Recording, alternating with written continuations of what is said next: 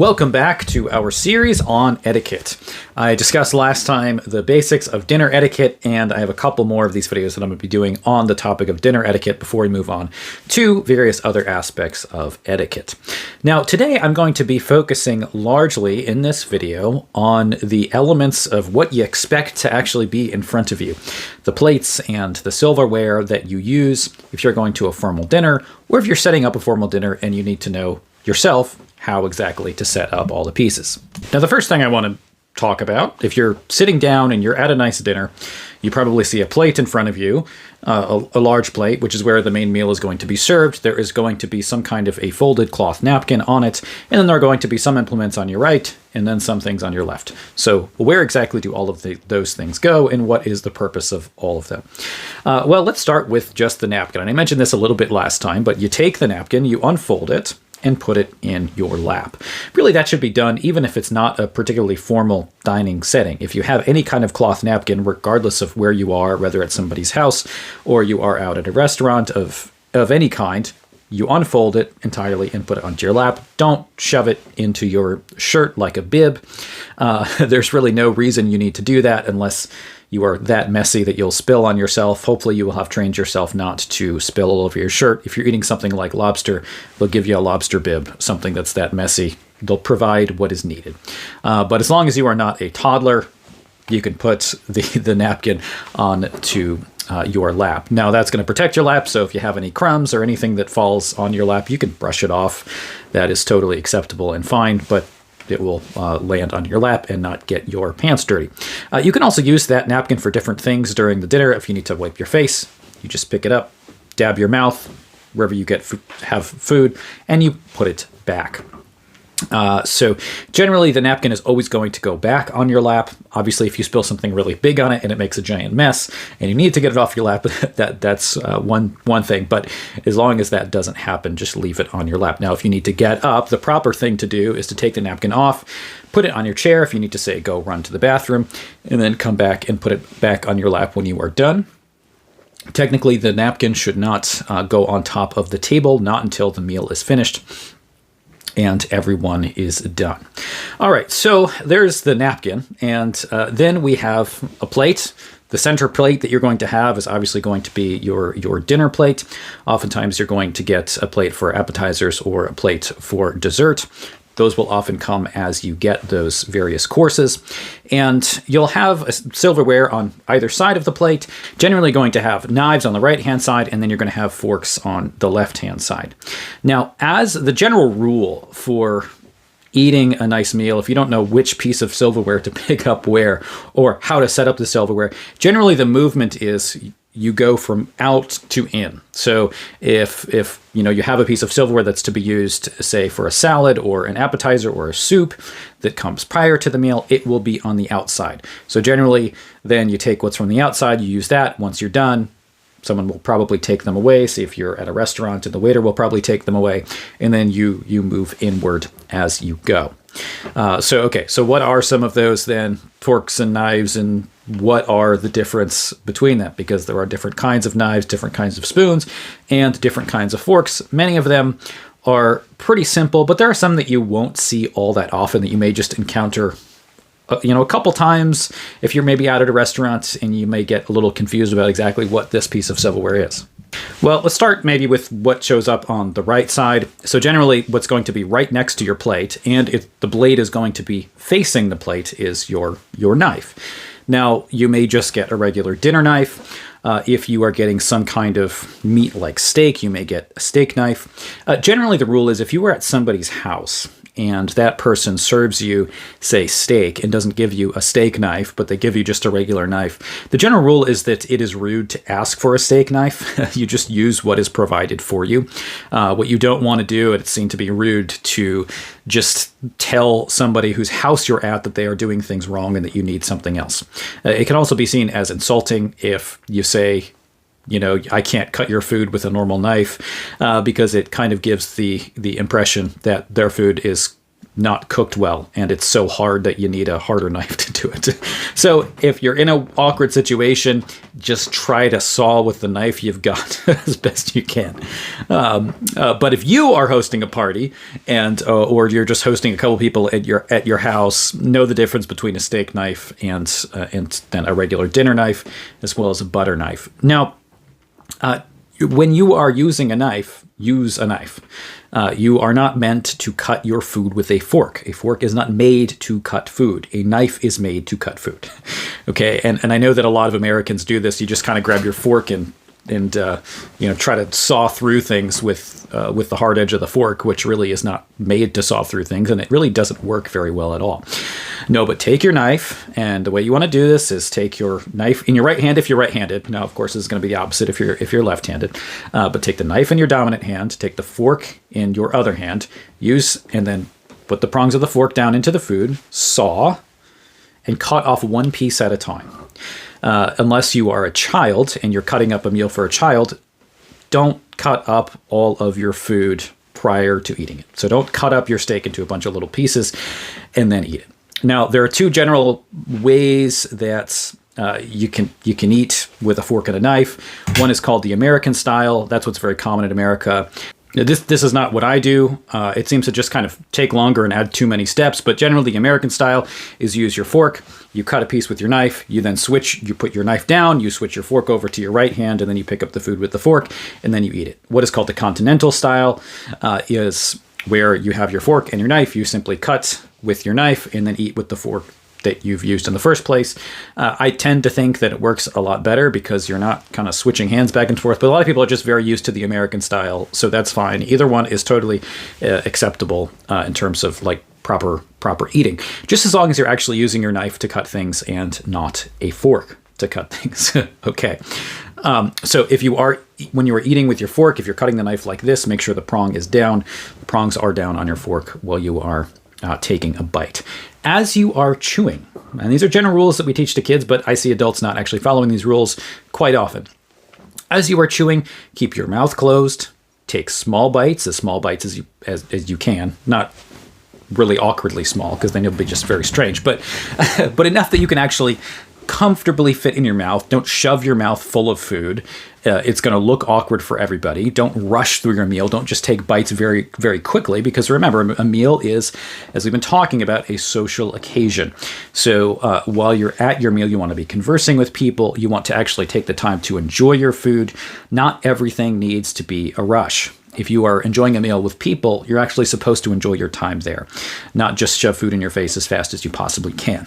So try to slow down how fast you eat. I'm really bad at this. So I'm talking about myself. I eat really fast, naturally, and I have to slow myself down. And when you do, you learn to actually enjoy your food a lot more. It may be, it tastes so good that you just want to eat it really quick, but you're going to actually enjoy your time more, enjoy your food more, and enjoy your company more if you take your time in chewing. So while you're chewing, if you have something you chew on some grizzle, something you can't swallow, and it's impossible to chew, don't spit it out on your plate. Be as subtle as you possibly can. You can pick up your napkin, just kind of quickly do this, without bringing much attention to it, and take the piece of whatever that is off. So you do that without trying to make a scene. Now, generally, all of these rules about chewing and eating are based around the idea that you don't want to be drawing attention to yourself, because you want to be enjoying others, you want to be respecting others, and you don't want everyone to just be looking at you because you're being obnoxious and loud. So don't chew with your mouth open. Generally try to make as little noise as you possibly can while you are chewing. Now, also on the right side of the plate, if you have, say, soup as a course before the main meal, you will also have a soup spoon, which will be then to the right of the knife, because again, remember, this goes in the order of while you're eating. So if you eat soup first, and then say you're eating steak and you're going to be using your knife, then that means the soup spoon will be on the outside because you're moving outside in. Okay, so if you're eating soup, you have a soup spoon, which is again on the right side. While you are eating your soup, you do not want to slurp. Okay, so again, the idea is that You don't want to be drawing attention to yourself. You don't want to be obnoxious and making lots of noise. You've probably all been at a meal at some point where one person is slurping really loud on their soup and everybody's just kind of looking over at them like, oh boy. So try not to do that. I know people do like to blow on their soup if it's too hot to try to make it cooler. If you're at, if you're eating by yourself, do whatever you want. But if you're, in the company of people, don't blow on your food. Don't blow on your soup. I mean, you can end up, spitting on somebody across from you. You just let your soup sit and cool off a little bit naturally, instead of doing it that way.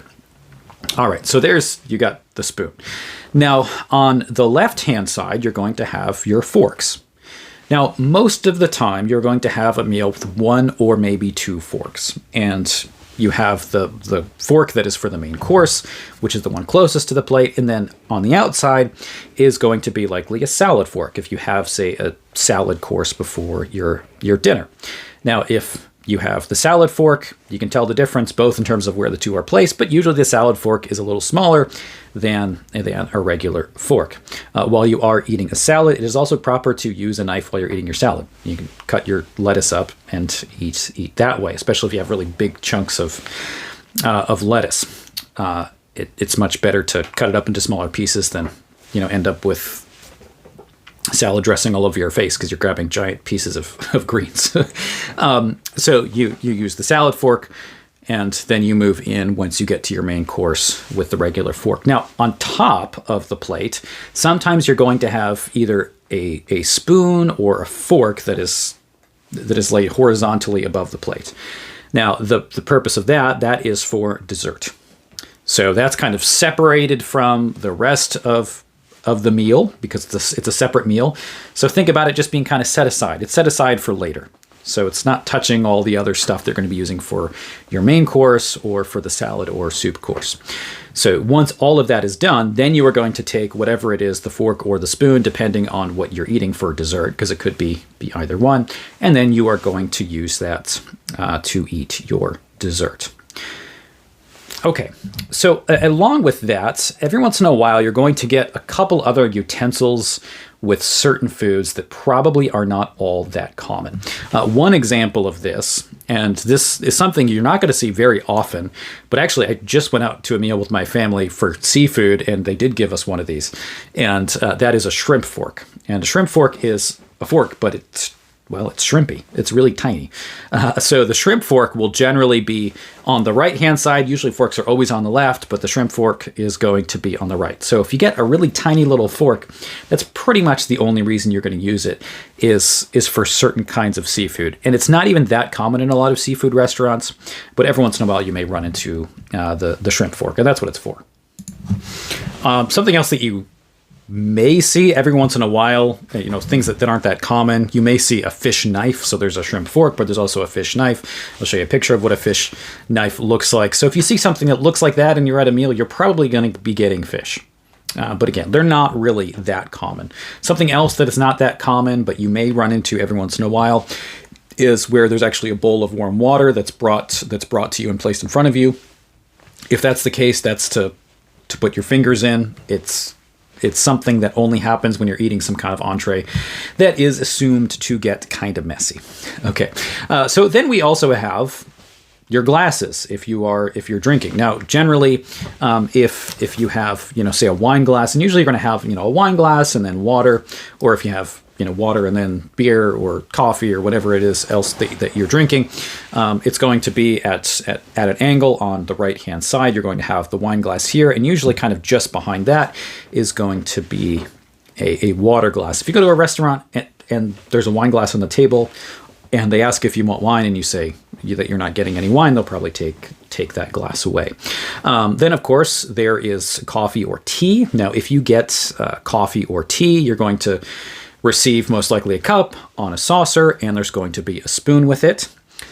If you are using that spoon, do not leave the spoon just on the tablecloth, because you're going to you're going to make it wet and dirty.